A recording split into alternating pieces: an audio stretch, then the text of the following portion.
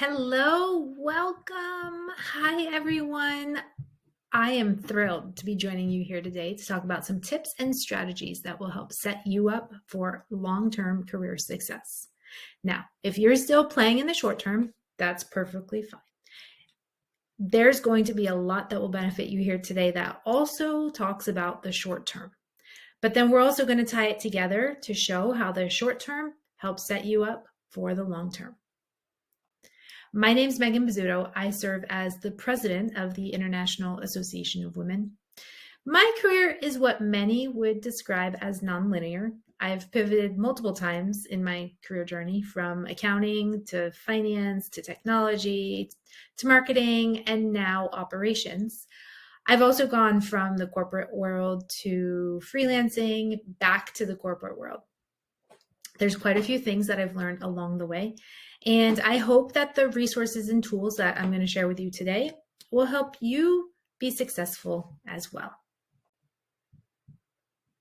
So we have three kind of areas to go through today. First, we're going to talk about career plans. Then we're going to talk about personal branding. And finally, we're going to identify systems of support for your own career journey. Career plans. To be perfectly honest, when I graduated with my accounting degree more than 20 years ago, I didn't have much of a plan of where I wanted to go long term. I envisioned myself in some sort of leadership position eventually, but I didn't really have a plan of how I was going to get there. Fortunately, I worked for an incredible company that had a lot of career resources and guidance built in, so we were able to work on planning that. But it wasn't all just set up from day one. I do believe in the importance of having a career plan, but I also think it's important to afford yourself some flexibility and to be able to pivot when needed. As I mentioned, I've pivoted a few times over the years, and early in my career, I knew that family was something that was going to be important to me. I wanted to get married. I wanted to have kids. I got married, and when it came time to start our family, I found that my chosen profession didn't offer much flexibility. I had a really long commute. I also was married to an incredibly driven man who had career aspirations that included an international assignment. Supporting his career goal of having an assignment overseas would mean that I would either have to find a job that lined up in the same country at the same time and get the right visas, or I would have to take a step back from my own goals. Fortunately, the stars all kind of magically aligned, and I found out I was pregnant the same month he was offered a job assignment in Shanghai. So I hit pause on my career for a few years. We spent an amazing time in Shanghai and then Dubai. We started our family. Our first two kids were born at that time. And it allowed me to kind of take a step back. I took a step off the career track, but I was able to really think about where do I want to go next? So now, many years later, I've landed in that leadership position that I envisioned all those years ago through a process and development plan that aligned with my personal and professional goals.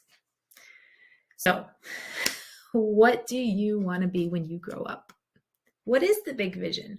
Where do you see yourself at the end of your career? Do you even know where you want to end up? This can really vary based on where you are at today in your life or in your career.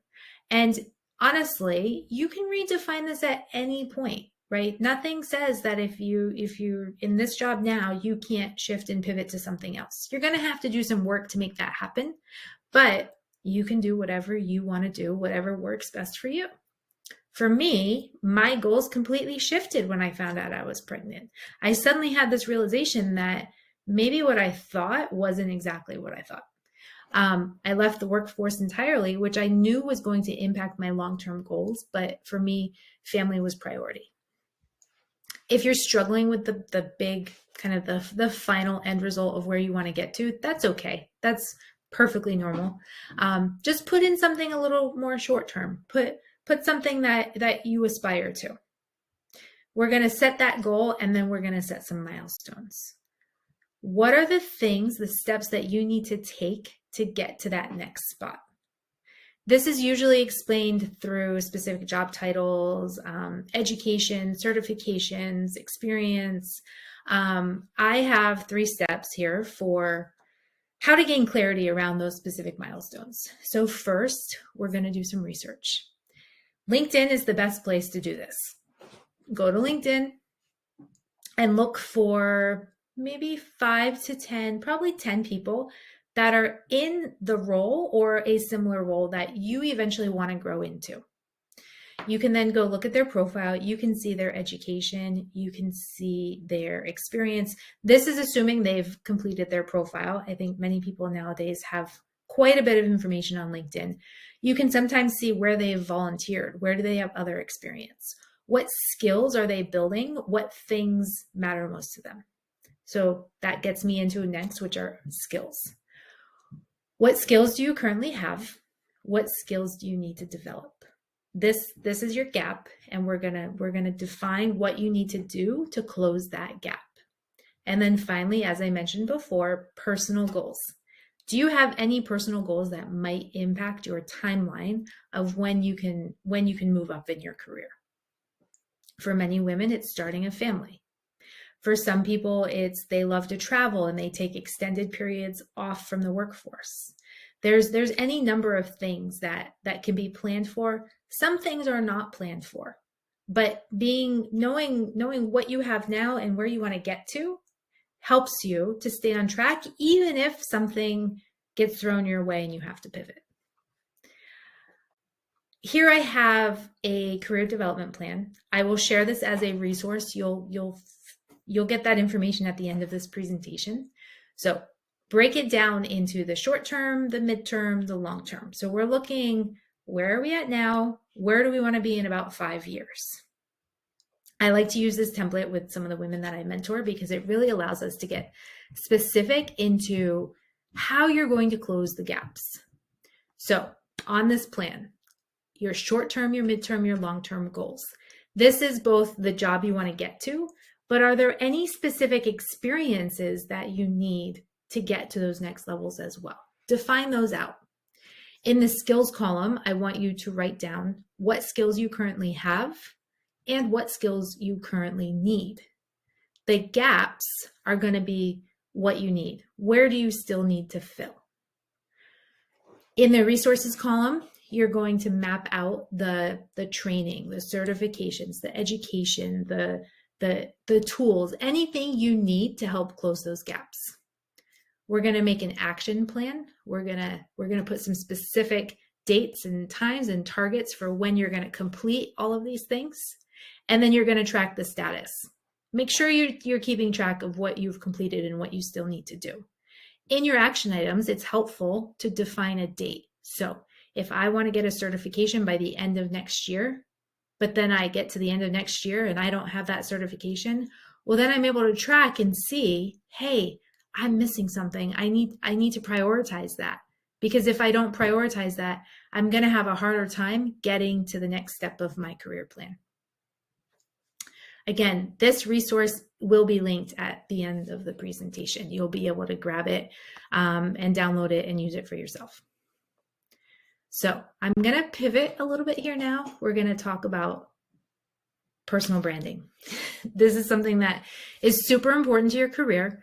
I get a lot of questions about this. So your personal brand is how you're perceived in the market. It takes into consideration things like your expertise, your experience, your personality.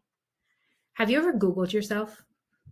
Do the results that show up on Google, is that the image that you want others to see? Are you happy with what shows up if your name gets put on Google? Are you happy with the way people are seeing what you're putting out? Do the results that come up, whether you're Googled or whether it's on social media or when you're showing up, is that the image you want people to see of you? Do you utilize social media to showcase your skills and talents? LinkedIn is great for this. On LinkedIn, you can go out, you can write articles, you can share relevant information about your industry. You can do a lot on LinkedIn. And it's a great place to put information out so that the information people are seeing about you is controlled by you. So why is this important for our career? A lot of people correlate the word branding with a business or an entrepreneur. And while branding is super important for business owners, a personal brand is super important for your career. It's being intentional about how you show up. It includes your online presence, like I mentioned before, with Googling yourself and looking at LinkedIn. It's things like your Facebook page. If your Facebook page is meant to be personal, make sure your security settings are set that way, right? If you don't want your TikTok appearing for your boss, make sure your profile is private. Make sure that people aren't tagging you in things that you're not showing up where you don't want to. Remember, people form an impression of you at every point of interaction. So be intentional about how you're showing up. Be intentional about what you're putting out there. This includes, I mentioned a lot about online, but it's also walking into the office. Is your appearance clean? Are you wearing messy clothes? Are you wearing clean clothes? When you're on Zoom, is your background a disaster? Do you have trash in the background? Do you have a bag of chips lying on your desk? People notice these things, and when they see these things, they form an impression of you. When you can control that, it's great to control that. We at IAW have a personal branding quiz. It's a very short 10 questions that will help to kind of get you started with navigating your personal brand. Attached in there as well are resources, so things like blog posts and ebooks and videos. So again, grab this resource at the end of this presentation, and this will help get you started with your personal brand.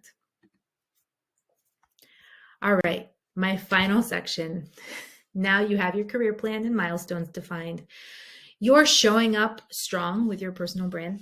How do you pull it all together? I have 5 essential elements that you'll need to help support your success no matter where you're at, no matter what milestone you're trying to get to, no matter what your next goal is. 5 things that will help you. So number 1, we're going to gain practical experience. A solid resume and portfolio helps to define your accomplishments, and it showcases to others that you're worth employing, that you have the knowledge, you have the expertise, that you've helped to foster results for another organization. Sometimes it can be difficult to gain experience if you're really early in your career or if you're pivoting to a new industry or job role. Remember, every impact you make on another person or organization matters here. So if you're just out of school, if you're early in your career, did you work on any projects in college that can contribute to your story, to your experience? Do you volunteer? If you don't volunteer, I suggest you go find somewhere to volunteer. Volunteering is a great way for you to gain practical experience, build some skills while also building your network. There's so many benefits to volunteering. So get some experience through giving back, supporting the community. Your previous work experience, even if it's in a different field or a different industry, it can help to showcase your experience, the results you've helped provide, and your work ethic. So use that information. If you're creative or if you're in certain industries, you can showcase yourself as a thought leader. Start a blog. Go on YouTube and make a YouTube channel. Start by sharing articles on social media. Show the world your expertise. Finally, remember, anytime you are sharing your experience, anytime that you're showcasing what you've achieved, quantify to the best of your ability. And what I mean here is show dollars saved, show revenue earned, show followers gained, anything that can quantify, that makes people see that it's not just that you improved a number, but you improved it drastically. The terms that are quantifiable help to make more of a difference. All right, my second support system is mentorship. I am a huge fan of mentoring, and I have relied on mentors throughout my career. Studies show that good mentoring can lead to greater career success, including promotions, raises, increased opportunities. If your company offers a mentor program, get connected there. If they don't, look within your network. Find a career mentor. often somebody who's a few levels higher than you makes the best mentor because they can help tell you how they got to where they are. They can help tell you if you're promotable, if they think you're moving in the right direction, what skills do you need, where are you lacking? Finally, my little note here, don't forget to pay it forward. Mentor others as well. So I think a lot of us look to more experienced, higher level for mentorship, but even if you're early in your career, you could go mentor high school students. You could mentor college students. It's so important to give back. It's very rewarding to give to others as a mentor, and seeing other people succeed and being a part of that feels really good. All right, number 3, never stop learning. It's one of my favorite phrases. With technology advancements and changing trends, it's important to keep your skills fresh so that you remain marketable. And you always want to be the go-to resource. If there's a question, there's a challenge, somebody doesn't know the answer, you want to be the first person they call. So we do this through professional development. This might mean a certification, it might mean publications, it might be getting new tools in your industry. It often requires an investment, but it's an investment in yourself. The more you know, the more you're able to support others, and you become that go-to resource. So investing in your own development can help be an investment in your career growth. Next, we have community. I was originally going to call this your network, but it's really more than that. Building a solid professional network is great to help improve your exposure and to give you an audience to tap into when you need support. But when I talk about community, it's also the people that are there to cheer you on. When you need a boost of confidence, who do you call? If you have questions about how to do something specific for your job role, who do you turn to? If you're going to negotiate for a new job, who's going to help give you guidance there? When you land that next promotion, who's going to cheer you? Who's going to celebrate your success? This is your community. So where does community come from? This can be your family. This can be your parents, your siblings, your spouse, your best friends, your alumni groups, your high school friends, your next door neighbor, your mom's group, your tennis club, an association, a networking group. Personally, I belong to a few Facebook groups where I turn for support when I have questions. So where can you turn to when you have questions, when you need support? As I mentioned, I work for the International Association of Women. We are a community for like-minded professional women. So we get a lot of people coming with questions of, how can I do this in my career? Or how can I do this for my business? And it's amazing to see how community comes together and supports, gives resources, gives tips, but then the celebration part is also really fantastic. All right, number 5, the final, probably most important part of your support systems is your own health and well-being. Please make sure that you're giving yourself the time and the space to care for yourself while you're on this career journey. I'm a big believer in work-life integration versus work-life balance. I think balance is something that's really hard to achieve. I have found as a mom with 3 young kids that there's many challenges with my time, and I've learned to integrate in certain ways. For example, I often take calls from the soccer field when I'm at practice.